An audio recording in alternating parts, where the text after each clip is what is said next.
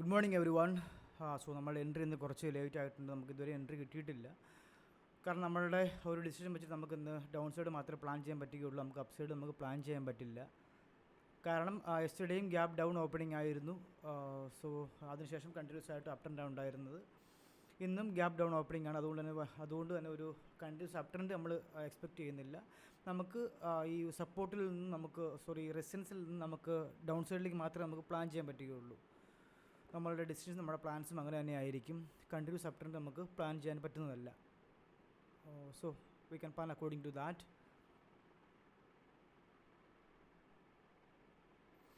Then നമുക്ക് ഇതുവരെ നമുക്കൊരു എൻട്രി കിട്ടിയിട്ടില്ല.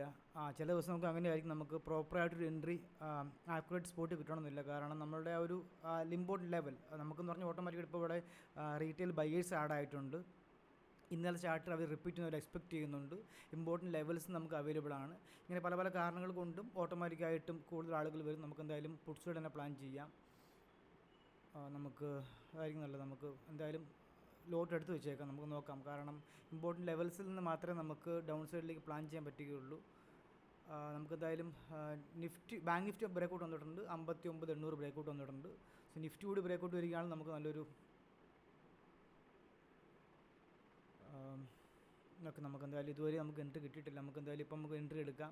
കാരണം ഇവിടെ നമുക്ക് നോക്കണം, ഫിബൊനാച്ചി ലെവലോട് നോക്കണം. നമുക്ക് ഫിബ് ലെവൽ കൂടി നോക്കിയതിന് ശേഷം മാത്രമേ നമുക്ക് എൻട്രി പ്ലാൻ ചെയ്യാൻ പറ്റുകയുള്ളൂ. നമുക്ക് ഡൗൺ സൈഡ് തന്നെ പ്ലാൻ ചെയ്യണം. മാർക്കറ്റ് അപ്പ് സൈഡിലേക്ക് പോകാൻ യാതൊരു സാധ്യതയും നമ്മൾ കാണുന്നില്ല. ഒന്നെങ്കിൽ കൺസോളിഡേഷൻ ആയിരിക്കും, അല്ലെങ്കിൽ ഡൗൺഫോൾ തന്നെയായിരിക്കും എക്സ്പെക്റ്റ് ചെയ്യുന്നത്. എന്തായാലും അപ്പ് സൈഡിലേക്കുള്ള കണ്ടിന്യൂസ് മൂവ്മെൻറ്റ് വരാൻ സാധ്യത വളരെ കുറവാണ്. സോ നമുക്കങ്ങനെ പൂർണ്ണമായും പറ്റില്ലെന്ന് പറയാൻ പറ്റില്ല നമുക്ക്. പക്ഷേ എങ്കിലും നമ്മളൊരു പ്ലാൻ പ്രകാരം നോക്കാം. ഫിബ് ലെവലിലൂടെ നമുക്ക് നോക്കാം. കാരണം നമുക്കിവിടെ നോക്കുമ്പം മാക്സിമം ഈ ലെവൽ കൂടി നിഫ്റ്റി ബ്രേക്ക് ചെയ്യണം. അതിന് മുകളിലേക്ക് പോകാൻ സാധ്യത കുറവാണ്. എന്തായാലും നമ്മൾ ഓൾറെഡി പൊസിഷൻ എടുത്ത് വെച്ചിട്ടുണ്ട്.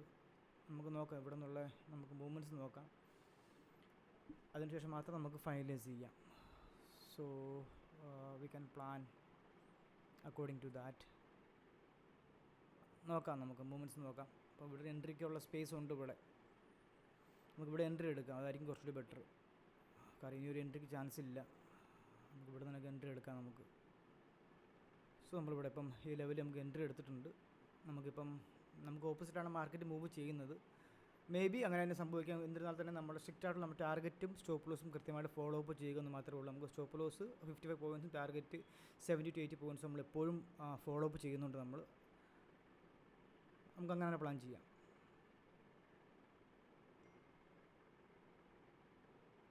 സോ ഇതുവരെ നമുക്ക് ഒന്നും മൂവ്മെൻറ്റ്സ് വന്നിട്ടില്ല.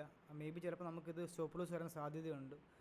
കാരണം കൺസോളേഷനാണ്. നമുക്ക് സഡൻ ഒരു ഫാൾ നമുക്കിവിടെ ലഭിക്കേണ്ടത്. പക്ഷേ സഡൻ ഫാൾ നമുക്കിവിടെ കിട്ടുന്നില്ല. അപ്പം മേ ബി നമുക്ക് താഴോട്ട് പോകാൻ നമുക്ക് ഓപ്പോസിറ്റായിട്ട് മാർക്കറ്റ് അപ്സൈഡിലേക്ക് പോകാൻ സാധ്യതയുണ്ട്. പക്ഷേ എങ്കിലും വലിയൊരു മൂവ്മെൻറ്റ്സ് ഞാൻ എക്സ്പെക്റ്റ് ചെയ്യുന്നില്ല. കാരണം മുകളിലേക്ക് സ്റ്റോപ്പ് ലോസ് അവൈലബിൾ അല്ല. ഓട്ടോമാറ്റിക്കായിട്ടും റീറ്റെയിൽ ബയേഴ്സ് ഇവിടെ ആഡായിരിക്കുന്നു. ഇമ്പോർട്ടൻറ്റ് സപ്പോർട്ടിൻ്റെ ലെവലിന് മുകളിലാണ്. സോ അതുകൊണ്ട് തന്നെ വലിയൊരു മൂവ്മെൻ്റ് അല്ല, ഒരു കൺസോളേഷൻ ലെവൽ തന്നെ കൺസോളേഷൻ ചെയ്തുകൊണ്ട് മാർക്കറ്റ് നിൽക്കാനാണ് കൂടുതൽ സാധ്യത. അല്ലെങ്കിൽ നമുക്ക് ടാർഗറ്റ് ലഭിക്കും. രണ്ടിനുള്ള ചാൻസാണ് കൂടുതലും കാണുന്നത്.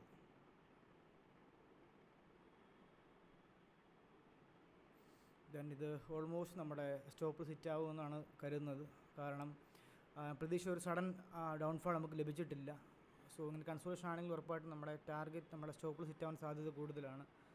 കാരണം റിറ്റെയിൽ സ്പേസ് കൊടുക്കുന്നില്ല. റിറ്റെയിൽ ബയേഴ്സ് മാത്രമേ ആഡ് ആവുന്നുള്ളൂ. നമുക്കൊരു സ്പേസ് കിട്ടുന്നില്ല. ഇവിടെ നിന്നും നമുക്കിവിടെ നിന്നും എൻട്രി എടുക്കാം. നമ്മുടെ സ്റ്റോപ്പ് ലോസ് ലെവൽ 55 പോയിൻറ്റ്സ് അടുപ്പിച്ച് റീച്ച് ആയിട്ടുണ്ട്. നമുക്കിവിടെ നിന്ന് എക്സിറ്റ് പ്ലാൻ ചെയ്യാം. കാരണം വലിയൊരു മൂവ്മെൻറ്റ്സ് ഇനി കിട്ടുമെന്ന് എനിക്ക് തോന്നുന്നില്ല. കൺസോളേഷൻ മാത്രമേ മാക്സിമം എക്സ്പെക്ട് ചെയ്യുന്ന ടൈം ഇത്രയും ആയിട്ടുണ്ട്.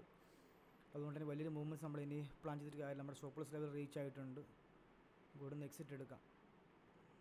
കാരണം ഇല്ലെങ്കിൽ നമ്മൾ കൃത്യമായി ടാർഗറ്റ് സ്റ്റോപ്പിൽ നമ്മൾ ഫോളോ അപ്പ് ചെയ്യണം. എക്സിറ്റ് എടുക്കാം.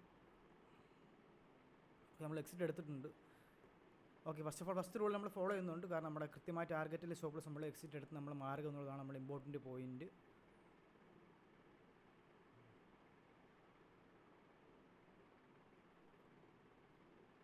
സോ ഓഫ്കോഴ്സായിട്ട് നമുക്ക് മാർക്കറ്റ് കുറച്ചുകൂടി അപ്സൈഡ് മൂവ് ചെയ്തിട്ടുണ്ട്. പക്ഷെ എന്നാലും ഒരു പരിധി കൂടുതൽ മൂവ്മെൻറ്റ് കിട്ടുമെന്ന് തോന്നുന്നില്ല. കാരണം നമുക്ക് ഫിബൊനാച്ചി ലെവൽ പ്ലാൻ ചെയ്തിരുന്നു. നമ്മളുടെ ക്രൈറ്റീരിയസ് ഫുൾ നമ്മൾ ഫോളോ അപ്പ് ചെയ്തിരുന്നു. എങ്കിലും മാർക്കറ്റ് നമ്മുടെ ഓപ്പോസിറ്റ് പോയാൽ പോലും നമ്മൾ കൃത്യമായ സ്റ്റോപ്പ് ലോസ് ഫോളോ അപ്പ് ചെയ്യുക, ടാർഗറ്റ് ഫോളോ അപ്പ് ചെയ്യുക. അങ്ങനെ ടാർഗറ്റ് നമുക്ക് മാക്സിമം നമുക്ക് കൂട്ടിക്കൊണ്ടുപോകാം, പക്ഷേ സ്റ്റോപ്പ് ലോസ് നമ്മൾ കൂട്ടിക്കൊണ്ടുപോകാൻ പാടില്ല. So once again thanks for watching my video.